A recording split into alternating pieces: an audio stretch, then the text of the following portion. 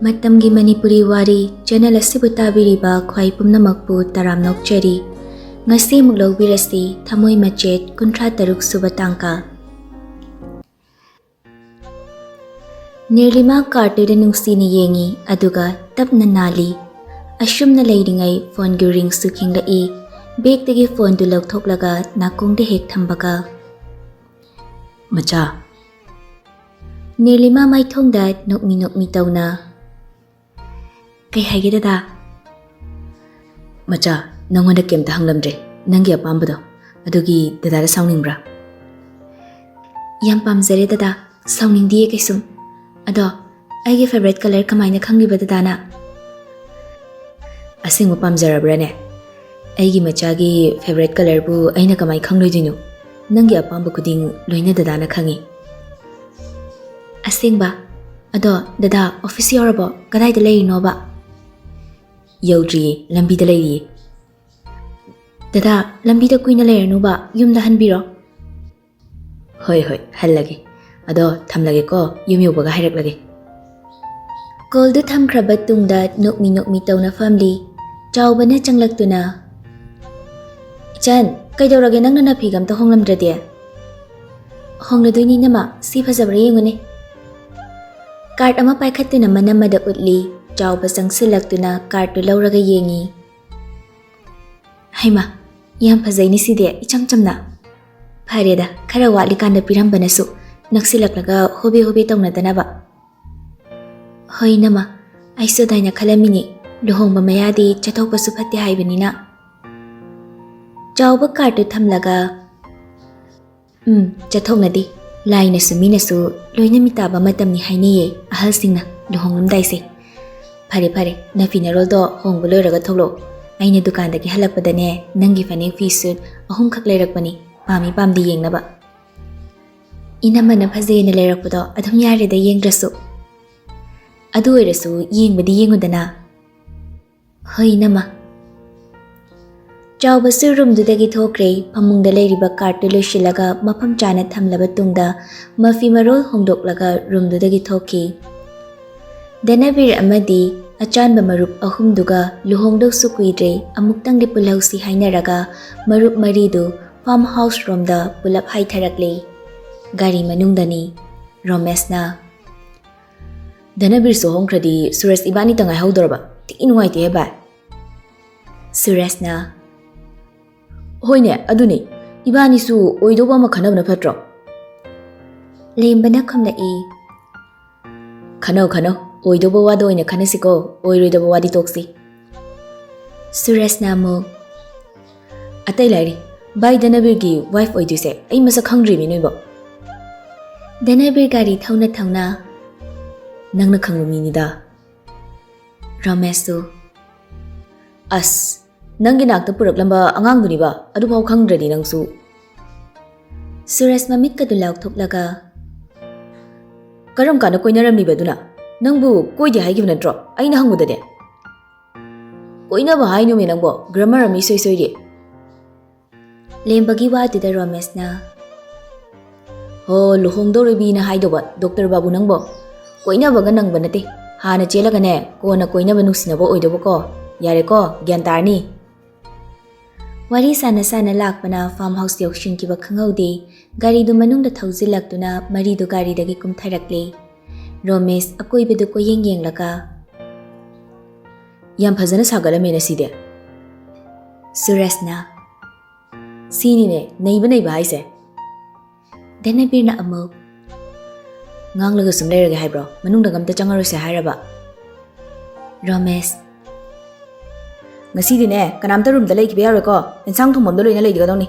Room de changkib mi do aina kaya nungairoi. Laini kaisu warunu kitchen lom da changnase dudi. Mari du pulap kitchen da changlakle maroi mapang semba saba loina loiramle. Rosni kanta. Sir na haibibado loina arrange tawjarabani. Thongba thakpadi kamai tawni sir. Romesh na fat khumlai. Nayambagi sana khutna hekta nai tharagi. Ina ngasidi ok na tro tawdise. Aduga ekhoi mayam hekta fugairase. Marup ahum du nokli Romesh ki matauda Rosni kanta su nokmi. Hoi mane yamba. Nekai bihoro yamba. Nanao sintha kita pangzaruge. Lembana hanglaki. Kari sinthano pangluidoi dubu inauton. Igi yamba. O nanauton se lalon bikhongdorak lani takpirak ledo.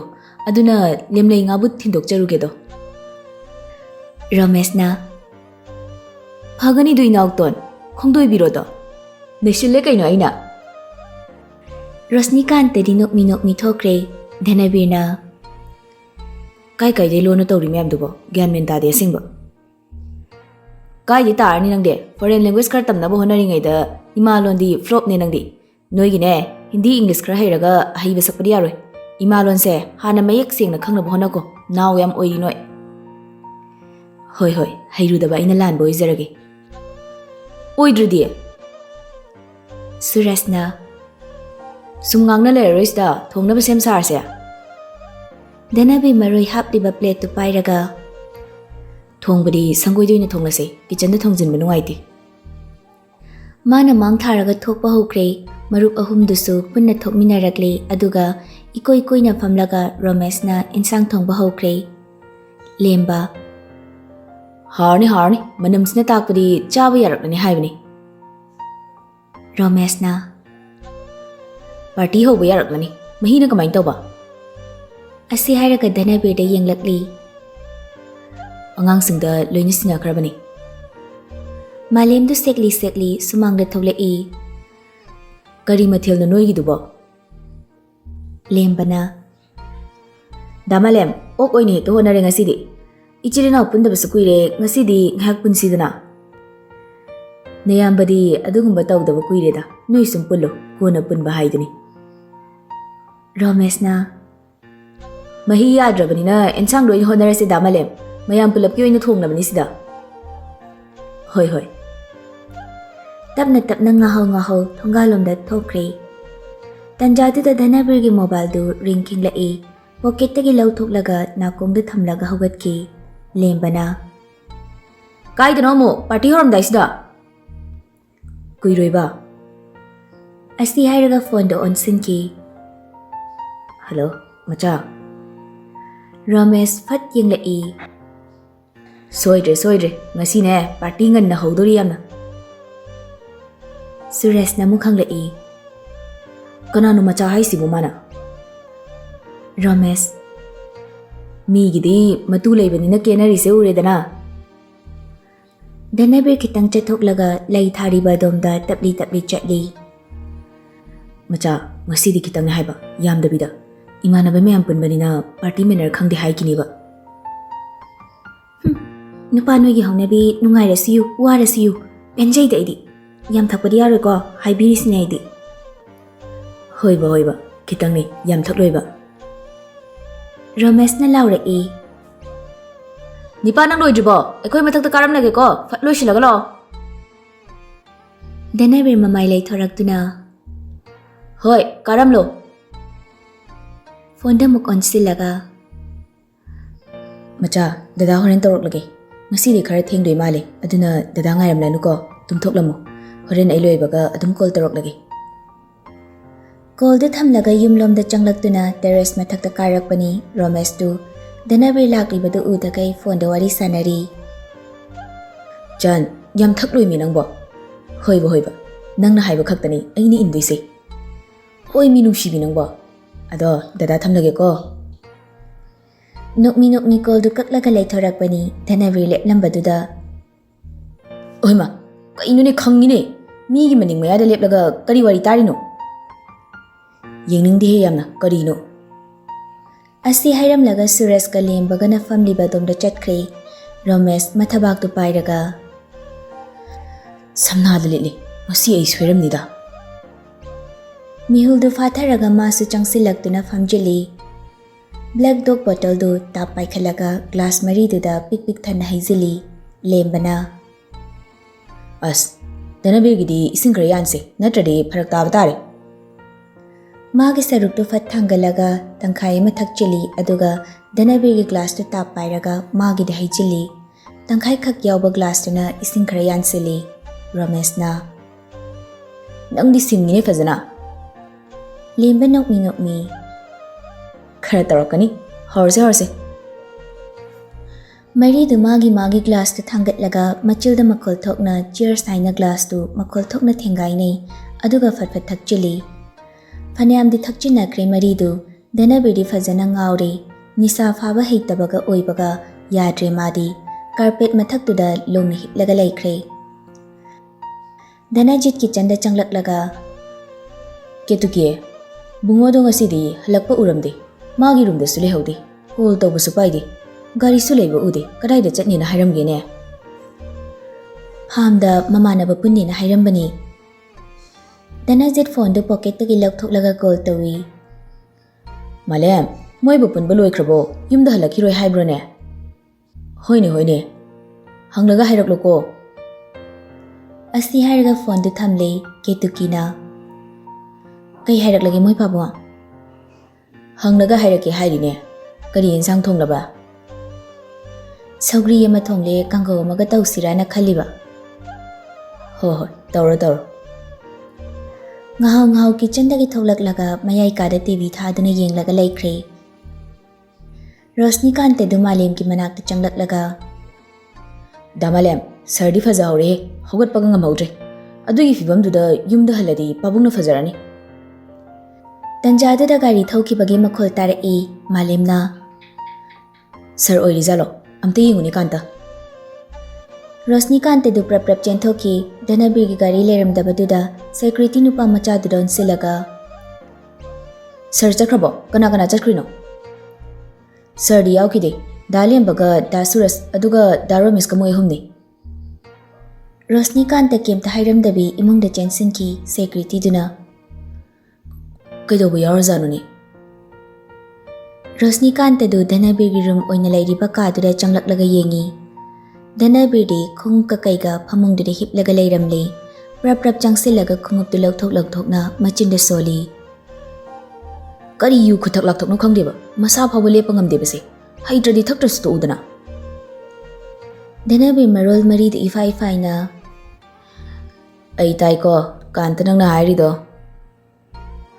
ꯔꯣꯁꯅꯤꯀꯥꯟꯇꯗꯨ ꯈꯪꯉꯤ ꯃꯥꯗꯤ ꯇꯨꯝꯂꯤꯕꯣꯏ ꯅꯤꯡꯗꯅ ꯍꯥꯏꯔꯨꯕꯅꯤ sir ꯀꯩꯁꯨ ꯍꯥꯏꯗꯦꯗ ꯌꯨꯝꯗꯒꯤ ꯄꯥꯕꯨꯡꯅ call ꯇꯧꯔꯛꯂꯝꯕꯗꯣ ꯍꯥꯏꯖꯕꯅꯤ ꯑꯩ ꯁꯤꯗ ꯂꯩꯔꯅꯤꯅ ꯍꯥꯏꯈ꯭ꯔꯣ ꯉꯁꯤꯗꯤ ꯍꯣꯏ ꯁꯔ ꯀꯥꯡꯈꯜ ꯀꯩꯀꯩ ꯊꯥꯕꯤꯔꯝꯂꯒ ꯔꯨꯝꯒꯤ ꯊꯣꯡꯗꯨ ꯍꯥꯏꯐꯦꯠ ꯉꯥꯛꯁꯤꯜꯂꯕ ꯇꯨꯡꯗ ꯄ꯭ꯔꯞ ꯃꯈꯥꯗ ꯀꯨꯝꯊꯈꯤ ꯙꯅꯖꯤꯠ ꯀꯦꯇꯨꯀꯤꯒ ꯄꯨꯟꯅ ꯁꯣꯐꯥꯗꯨꯗ ꯐꯝꯂꯒ ꯇꯤꯚꯤ ꯌꯦꯡꯂꯝꯕꯅꯤ ꯀꯣꯜ ꯂꯥꯛꯄꯗꯨꯗ ꯄꯥꯏꯈꯠꯂꯤ ꯐꯔꯦ ꯄꯣꯊꯥꯅꯕ ꯇꯧꯔꯣ ꯅꯣꯏꯁꯨ ꯑꯗꯨꯗꯤ ꯏꯄꯥ ꯊꯝꯂꯒꯦꯀꯣ ꯃꯣꯏ ꯄꯥꯕꯨꯡ ꯀꯅꯥꯅꯣ ꯃꯥꯂꯦꯝꯅꯤ ꯕꯨꯡꯉꯣꯗꯣ ꯉꯁꯤꯗꯤ ꯐꯥꯝꯗ ꯂꯩꯔꯅꯤꯅ ꯍꯥꯏꯔꯛꯂꯤꯅꯤ ꯄꯨꯡꯁꯦ ꯐꯅ ꯊꯦꯡꯂꯦ ꯄꯣꯊꯥꯅꯕ ꯇꯧꯔꯁꯤ ꯑꯁꯤ ꯍꯥꯏꯔꯒ ꯍꯧꯒꯠꯂꯒ ꯃꯣꯏꯒꯤ ꯀꯥꯗ ꯆꯪꯈ꯭ꯔꯦ ꯑꯣꯟꯊꯣꯛꯄꯅꯤꯗ ꯑꯩꯒꯤ ꯏꯆꯥꯅꯨꯄꯥꯁꯦ ꯂꯨꯍꯣꯡꯉꯝꯗꯥꯏꯁꯤ ꯌꯨꯝꯗ ꯂꯦꯡꯗꯅ ꯂꯩꯌꯣ ꯍꯥꯏꯔꯒ ꯇꯥꯗꯦꯕꯁꯦ ꯇꯤꯚꯤꯗꯤ ꯃꯨꯠꯊꯠꯂꯒ ꯃꯥꯁꯨ ꯔꯨꯝꯗ ꯆꯪꯈꯤ ꯃꯇꯝꯗꯨ ꯐꯅꯗꯤ ꯊꯦꯡꯂꯦ ꯙꯅꯕꯤꯔꯅ ꯃꯤꯀꯞ ꯊꯣꯛꯂꯛꯂꯤꯗꯨ ꯃꯀꯣꯛꯇꯨꯁꯨ ꯍꯥꯏꯒꯠꯇꯅ ꯆꯤꯛꯂꯝꯂꯦ ꯐꯣꯟꯗꯨ ꯄꯥꯏꯈꯠꯂꯒ ꯌꯦꯡꯂꯨꯕꯗ ꯄꯨꯡ 12:30 ꯇꯥꯔꯝꯂꯦ ꯊꯦꯡꯂꯦꯅ ꯁꯤꯗꯤ ꯇꯨꯝꯂꯝꯃꯅꯤ ꯑꯃꯨꯛ ꯍꯧꯗꯣꯛꯄꯤꯔꯔꯣꯏꯒꯦ ꯑꯁꯤ ꯍꯥꯏꯅ ꯇꯦꯛꯁ ꯑꯃ ꯊꯥꯖꯤꯟꯈ꯭ꯔꯦ ꯃꯆꯥ ꯐꯖꯅ ꯇꯨꯝꯃꯨꯀꯣ ꯒꯨꯗ ꯅꯥꯏꯠ ꯅꯨꯡꯁꯤꯕꯤ ꯍꯥꯔꯠ ꯌꯦꯛꯄ ꯏꯃꯣꯖꯤ ꯑꯃꯁꯨ ꯍꯥꯞꯆꯤꯜꯂꯤ ꯑꯗꯨꯒ ꯊꯥꯖꯤꯟꯈ꯭ꯔꯦ ꯑꯗꯨꯒ ꯃꯥꯁꯨ ꯃꯃꯤꯠꯇꯨ ꯇꯞꯅ ꯎꯏꯁꯤꯟꯈ꯭ꯔꯦ ꯅꯣꯡꯃ ꯍꯧꯈꯤ ꯅꯤꯅꯤ ꯍꯧꯈꯤ ꯃꯇꯝꯗꯤ ꯀꯅꯥꯅꯁꯨ ꯈꯥꯝꯗꯨꯅ ꯊꯝꯂꯨꯕ ꯌꯥꯕ ꯅꯠꯇꯕꯅ ꯉꯁꯤꯗꯤ ꯅꯤꯔꯂꯤꯃꯥꯒꯤ ꯍꯩꯖꯤꯡ ꯈꯔꯥꯏ ꯅꯨꯃꯤꯠ ꯌꯧꯔꯛꯂꯦ ꯌꯨꯝꯗꯨ ꯀꯥ ꯍꯦꯟꯅ ꯑꯀꯦ ꯑꯃꯧ ꯇꯧꯗꯦ ꯏꯆꯝ ꯆꯝꯅ ꯑꯗꯨꯝ ꯇꯧꯏ ꯁꯨꯃꯥꯡꯗ ꯑꯉꯧꯕ ꯉꯥꯛꯀꯤ ꯐꯤꯖꯪ ꯈꯟꯗꯨꯅ ꯁꯦꯝ ꯁꯥꯕ ꯄꯨꯝꯕ ꯂꯣꯏꯈ꯭ꯔꯦ ꯅꯤꯔꯂꯤꯃꯥꯅꯗꯤ ꯀꯦꯛ ꯀꯛꯄ ꯄꯥꯝꯖꯗꯦ ꯍꯥꯏꯕꯅꯤ ꯑꯗꯨꯕꯨ ꯙꯅꯕꯤꯔꯅ ꯌꯥꯗꯗꯨꯅ ꯀꯦꯛ ꯄꯤꯔꯛꯄꯅꯤ ꯃꯊꯣꯜ 3ꯒꯤ ꯀꯦꯛꯅꯤ ꯃꯇꯥꯏꯗꯁꯨ ꯀꯦꯛ ꯃꯆꯥ 2 ꯂꯩꯔꯤ ꯄꯤꯡ ꯀꯂꯔꯒꯤ ꯃꯆꯨ ꯉꯥꯛꯇ ꯑꯣꯏ ꯀꯦꯛꯇꯨ ꯀꯦꯛ ꯀꯛꯅꯕ ꯍꯥꯏꯗꯅ ꯅꯤꯔꯂꯤꯃꯥꯗꯨ ꯊꯣꯛꯂꯛꯂꯦ ꯑꯗꯨꯛꯀꯤ ꯃꯇꯤꯛ ꯐꯖꯈ꯭ꯔꯦ ꯉꯁꯤꯗꯤ ꯅꯍꯥꯟ ꯃꯈꯩ ꯐꯖꯕꯅ ꯆꯝꯅ ꯐꯖꯕꯅꯤ ꯉꯁꯤꯅ ꯈꯨꯠꯁꯦꯝꯒꯤ ꯂꯩꯇꯦꯡ ꯀꯌా ꯍꯥꯞꯆꯤꯟꯗꯨꯅ ꯑꯃꯨꯛꯀ ꯍꯦꯟꯅ ꯐꯖꯈ꯭ꯔꯦ ꯌꯦꯡꯕꯗ ꯃꯤꯠ ꯄꯨꯡꯊꯟ ꯊꯟꯕ ꯍꯥꯏꯕꯗꯨ ꯑꯣꯏꯔꯦ ꯃꯅꯦꯝꯅ ꯃꯥꯒꯤꯅꯤ ꯍꯥꯏꯅ ꯇꯝꯂꯛꯄ ꯐꯨꯜꯋꯥꯛ ꯑꯣꯏꯕ ꯂꯥꯏꯠ ꯄꯤꯡ ꯀꯂꯔꯒꯤ ꯔꯥꯅꯤ ꯃꯄꯥꯜꯗꯅ ꯄꯤꯡ ꯈꯔ ꯌꯥꯛꯁꯤꯟꯕꯅ ꯀꯣꯠꯂꯤ ꯑꯗꯨꯒ ꯆꯥꯟꯅꯅ ꯗꯤꯖꯥꯏꯟ ꯐꯖꯅ ꯇꯧꯔꯕ ꯑꯥꯔꯝꯂꯦꯁ ꯄꯤꯡ ꯀꯂꯔꯒꯤ ꯕ꯭ꯂꯥꯎꯁ ꯑꯃ ꯂꯤꯠꯂꯤ ꯑꯗꯨꯒ ꯆꯥꯟꯅꯅꯕ haidana pink color gi fanik mayek naiba ma setli. Leiramba lekai gi mausingdu mahai sonei. Ngasi di ichanse kaya da phazari nu yenguni hi. Asina nidana nupaduna tap lakrise. Amana amu. Hoine aduni ngasi di othokna phajakre dako. Sana thoi du thabagi koi chen chelambani hainari badu taru bada phat yenglai. Machal gi maithong ubada mamita mapi ira chelai. Tumina leptuna yenglaga lai. Cameraman duna Nirupama gi photo makhal kapire. Kek na bahaydana mama mapa mabung ahal manama loina koksili. Tamochadi udiye kadumda laikrage. Mayamdu ko yeng nei sana thoi tumina leplibadu ubada Elizabeth prap Jensen ki.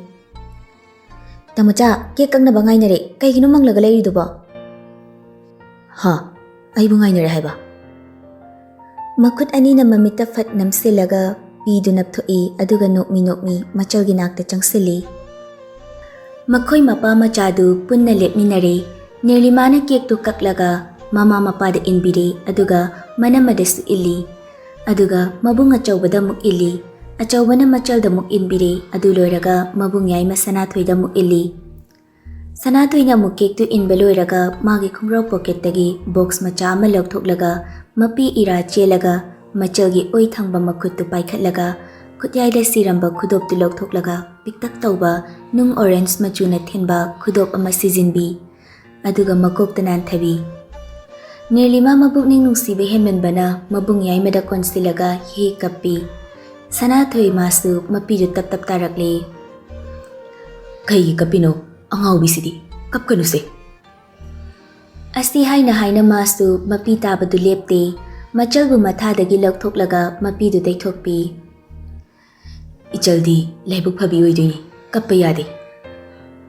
Tamocha aididi kappa yade hairaga tamocha su kaplisidi Asi hairaga mapidu taithokpi mayamdu mabung machalgi matawdu ubada loina kappi kaptaba amatta yaudre Mamanabi Elizabeth Sophia atopa mamanabi kharasu photo kapa kek inaba loireduna mayamdu achapot kanna chanari tanjadu da Christy su fatphawzilai Aya, nabani na kiraga lairamba, aibuna, fattabi ani.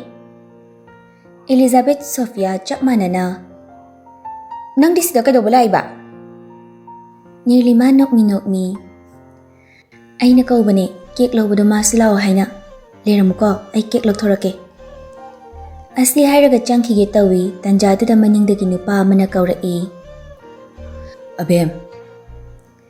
Mayamdu pulap lay thorai nanaw oirambadu da ingangak nari mayamdu amana amada yengnaduna lay nanaw tapna changsilai aduga hairai Invite torok tabi lakpagi sawganu ko aidu nangonda kaino masum piningbagi lakpani Nirupama itap na Saudi phamo achapo chakise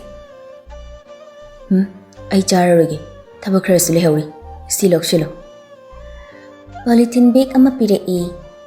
Nirupama laude tapna dumak hairai. Danaw ay poti laurarogi. Ay kay suwati dadana awat paso ama talehendegi. Adugi mahot nachalamani kana yay pamanggol bibiramo. Aduna ay yapin boizaragi. Nanaw upay layta tingtok lamba makuto hanjinki aduga tapna mapira chelaga hairai. Nungay bata oy. Awa ba hay bato? Nangi punsidagi lapna laikiba oiras anu ngasidagi adubu nangna hairambado nang sunomadi aigi kairiba Thamoi Machetna nangonda yurakini haibado ngasidi aina thugaikiba nangi Thamoi Machetna isa pumba yurare Asi haina mapidu taithoi aduga nokmi ai mu chatlukigi Elizabeth Dana, achapot chase habisu yade, achapot box amadi paibi ko. Nanaw mamay dulay silaklaga makhol dunik launa. Elizabeth, ay nakamay na. Abimgi haizinggi achapot box puraga chat ko haibano. Adumadi, noy hairano. Ay adu pubagi thaunado. Ay ngonda laytre. Ay chatlugi. Asi hairam lagat tap na thokre. Christina.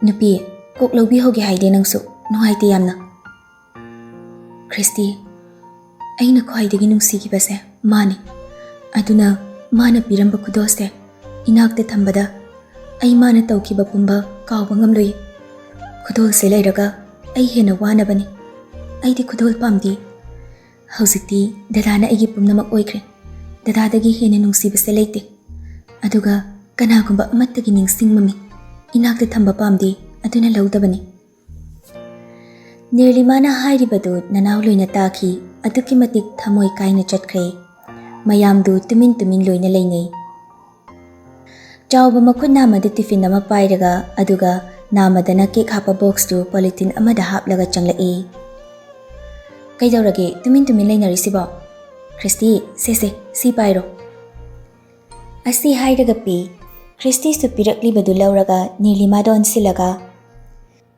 ꯅꯨꯄꯤ ꯑꯗꯨꯗꯤ ꯑꯃꯨꯛ ꯆꯠꯂꯨꯈꯤꯒꯦ ꯁꯤꯗꯁꯨ ꯈꯔ ꯆꯥꯈꯤꯁꯦ ꯅꯪꯁꯨ ꯆꯥꯔꯔꯣꯏꯒꯦ ꯑꯥꯗ ꯄꯨꯟꯅ ꯆꯥꯃꯤꯟꯅꯔꯨꯔꯒꯦ ꯗꯥꯃꯦꯁꯨ ꯃꯄꯥꯜꯗ ꯉꯥꯏꯍꯧꯔꯤꯕꯅꯤ ꯊꯣꯛꯂꯛꯇꯦꯅ ꯍꯥꯏꯔꯝꯂꯅꯤ ꯑꯩ ꯊꯣꯛꯂꯦꯀꯣ ꯑꯁꯤ ꯍꯥꯏꯔꯒ ꯑꯗꯨꯝ ꯊꯣꯛꯈ꯭ꯔꯦ ꯆꯥꯎꯕꯅ ꯆꯟ ꯅꯤꯔꯂꯤꯃꯥ ꯃꯪꯂꯒ ꯂꯩꯔꯝꯕꯅꯤ ꯍꯥꯎ ꯏꯅꯝꯃ ꯀꯩꯅꯣ ꯃꯪꯂꯤꯗꯨꯕꯣ ꯆꯥꯃꯤꯟꯅꯔꯣ ꯏꯅꯝꯃꯅꯦ ꯑꯋꯥꯠ ꯑꯄꯥ ꯌꯦꯡꯕꯤꯒꯦ ꯁꯣꯝꯗꯅ ꯅꯅꯥꯎ ꯂꯝꯕꯤ ꯃꯇꯥꯏꯗ ꯒꯥꯔꯤꯗꯨ ꯈꯥꯝꯂꯒ ꯃꯥꯅ ꯄꯤꯒꯦ ꯈꯟꯅ ꯄꯨꯔꯛꯂꯤꯕ ꯄꯤꯡ ꯀꯂꯔꯒꯤ ꯃꯨꯒꯥ ꯁꯨꯠꯇꯨꯗ ꯌꯦꯡꯂꯒ ꯃꯃꯥꯏꯗꯨ ꯃꯈꯨꯠꯅ ꯈꯨꯝꯖꯤꯜꯂꯒ ꯍꯤꯛ ꯀꯞꯄꯤ ꯃꯤꯂꯟꯅ ꯚꯥꯏ ꯑꯗꯥꯏꯅ ꯇꯧꯅꯨꯁꯤ ꯅꯨꯡꯉꯥꯏꯇꯦ ꯚꯥꯏ ꯑꯕꯦꯝꯅ ꯑꯗꯨꯝ ꯍꯥꯏꯕꯅꯦ ꯑꯩꯉꯣꯟꯗ ꯑꯩꯅ ꯊꯕꯛ ꯇꯧꯔꯒ ꯃꯥꯒꯤ ꯃꯨꯒꯥ ꯁꯨꯠ ꯄꯤꯡ ꯀꯂꯔꯒꯤ ꯐꯖꯕ ꯑꯃ ꯂꯩꯕꯤꯌꯨ ꯍꯥꯏꯗꯅ ꯑꯗꯨꯒ ꯉꯁꯤꯅ ꯃꯥꯅ ꯄꯥꯝꯖꯕ ꯄꯣꯠ ꯄꯤꯕꯗ ꯃꯥꯅ ꯂꯧ ꯍꯥꯏꯕ ꯌꯥꯈꯤꯗ꯭ꯔꯦ ꯚꯥꯏ ꯑꯩꯁꯦ ꯌꯥꯝ ꯄꯪꯂꯝꯃꯦ ꯑꯩꯕꯨ ꯊꯃꯣꯏ ꯁꯦꯡꯅ ꯅꯨꯡꯁꯤꯕ ꯃꯍꯥꯛꯇꯣ ꯑꯩꯅ ꯏꯔꯥꯏ ꯂꯥꯏꯅ ꯊꯥꯗꯣꯛꯂꯨꯕꯅꯤ ꯉꯁꯤꯗꯤ ꯃꯥꯅ ꯏꯐꯝꯗꯒꯤ ꯂꯥꯞꯈ꯭ꯔꯅꯤ ꯈꯟꯕꯗ ꯆꯩꯅꯥꯁꯦ ꯈꯥꯡꯕ ꯉꯝꯗ꯭ꯔꯦ ꯃꯇꯝꯗꯨꯗ ꯃꯥꯅ ꯋꯥꯔꯝꯒꯗꯕꯗꯣ ꯈꯜꯂꯨꯕꯗ ꯑꯩ ꯅꯤꯡꯉꯝꯂꯛꯇ꯭ꯔꯦ ꯚꯥꯏ ꯌꯥꯔꯦꯕꯁꯦ ꯇꯣꯛꯂꯣ ꯑꯩꯁꯨ ꯍꯥꯏꯐꯝ ꯈꯪꯗ꯭ꯔꯦ ꯇꯧꯔꯤꯁꯦ ꯉꯁꯤꯗꯤ ꯊꯃꯣꯏꯁꯦ ꯃꯆꯦꯠ ꯇꯥꯅ ꯀꯥꯏꯔꯦ ꯑꯩꯁꯨ ꯀꯥꯏꯔꯤꯕ ꯃꯆꯦꯠꯁꯤꯡꯁꯤꯒꯤ ꯆꯩꯅꯥꯁꯦ ꯑꯩ ꯈꯥꯡꯕ ꯇꯥꯕꯅꯤ ꯚꯥꯏ ꯑꯗꯨꯕꯨ ꯚꯥꯏ ꯑꯩꯒꯤ ꯑꯕꯦꯝꯗꯣ ꯑꯩꯅ ꯌꯥꯝꯅ ꯋꯥꯍꯟꯈ꯭ꯔꯦ ꯑꯗꯨꯅ ꯃꯥꯒꯤ ꯇꯨꯡꯒꯤ ꯄꯨꯟꯁꯤꯗ ꯅꯨꯡꯉꯥꯏꯕ ꯉꯥꯛꯇ ꯑꯣꯏꯁꯅꯨ ꯍꯥꯏꯅ ꯏꯁꯣꯔꯗ ꯅꯤꯖꯒꯦ ꯑꯩ ꯃꯁꯤ ꯅꯠꯇꯅ ꯑꯩꯒꯤ ꯎꯄꯥꯏ ꯂꯩꯇ꯭ꯔꯦ ꯃꯁꯥ ꯃꯊꯟꯇ ꯃꯈꯨꯠꯇꯨ ꯒꯥꯔꯤꯒꯤ ꯁ꯭ꯇꯤꯌꯔꯤꯡꯗꯨꯗ ꯀꯤꯟꯅ ꯊꯤꯟꯖꯤꯜꯂꯤ ꯑꯁ ꯚꯥꯏ ꯑꯗꯥꯏꯅ ꯇꯧꯅꯨꯁꯦ ꯏ ꯉꯥꯛꯇ ꯉꯥꯏꯔꯦ ꯍꯥꯏꯕ ꯅꯅꯥꯎ ꯀꯞꯅꯣꯛ ꯇꯧꯔꯛꯏ ꯉꯥꯏꯁꯅꯨ ꯚꯥꯏ ꯑꯩꯅ ꯃꯥꯒꯤꯗꯃꯛ ꯇꯧꯕ ꯉꯝꯕ ꯍꯥꯏꯕꯕꯨ ꯁꯤ ꯅꯠꯇꯅ ꯎꯄꯥꯏ ꯂꯩꯇ꯭ꯔꯦ ꯑꯩꯒꯤ ꯈꯟꯊꯍꯧꯗꯕ ꯋꯥꯈꯜꯅ ꯉꯁꯤꯗꯤ ꯃꯥ ꯑꯩ ꯄꯨꯟꯁꯤꯒꯤ ꯂꯥꯞꯅꯕ ꯍꯥꯏꯕꯗꯣ ꯑꯣꯏꯍꯟꯕꯅꯤ ꯑꯩꯁꯦ ꯌꯥꯝ ꯐꯠꯇꯕ ꯃꯤꯅꯦ ꯚꯥꯏ